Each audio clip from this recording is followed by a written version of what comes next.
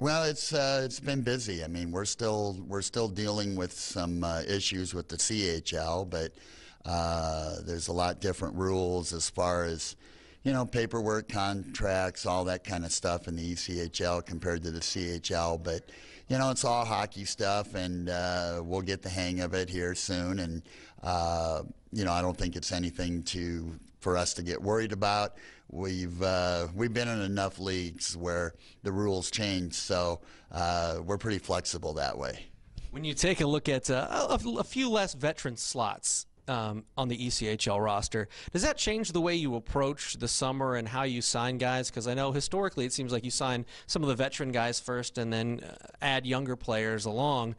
Do you go maybe the opposite way, or how does your approach change or stay the same? Well, we've identified, I think, 2 or 3 of the veterans of the 4 that we're going to have, and it just kind of all falls in. Right now I'm kind of working on the core of the team, the players that are coming back from last year, but we're still talking to new players too. So it just depends that hour, who I'm on the phone with and what I'm talking to them about.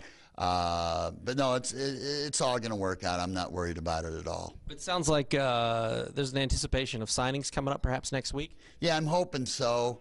I'm hoping we can do something next week. There is a little different in the ECHL. You've got to get hard copy contracts to them before they will approve. And we can't email them or fax them to them. So that may slow down the process a little bit.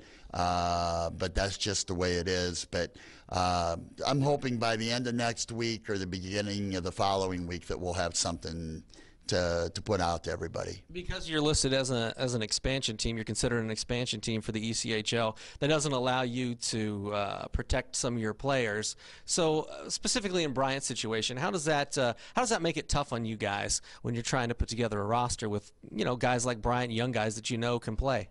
Well, we're starting from scratch basically. We have no rights to any of our players.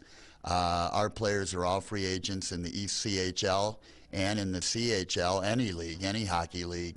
But that's just the way it is when you leave one team or one league. When you leave one league that's unionized to join another league that's unionized, the labor relations law doesn't allow you to keep the rights to those players from that one league going to the next league. So we're basically starting all over again, and it's going to be a long summer putting it together, but that's the way the rules are, and Evansville's in the same boat as we are, and there was no expansion draft or anything, so Orlando and San Francisco, they're starting from scratch, and Kalamazoo started from scratch when they joined the coast a few years ago. With Colin's situation, it sounds like you guys are interested in him coming on as a player assistant. Talk about that situation and what you guys are doing moving forward to address Colin.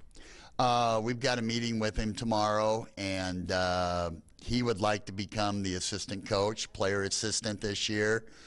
He had that title a few years ago, but when he came back from Europe, he was just the captain of the team and all that. But it's something he wants to do in the future. He wants to get into coaching. With Gary Graham leaving, we have an opportunity to move Colin into that assistant coach's job. He would do a lot of the video and the preparation for the team. So it's something he wants to do, and if he's going to be a head coach someday, he's got to start to learn all the nuances off the ice too. And hopefully we'll be able to get something done. Anything else you'd like to add? No, just that we've got about 3.5 months here, and we got a lot of work to do.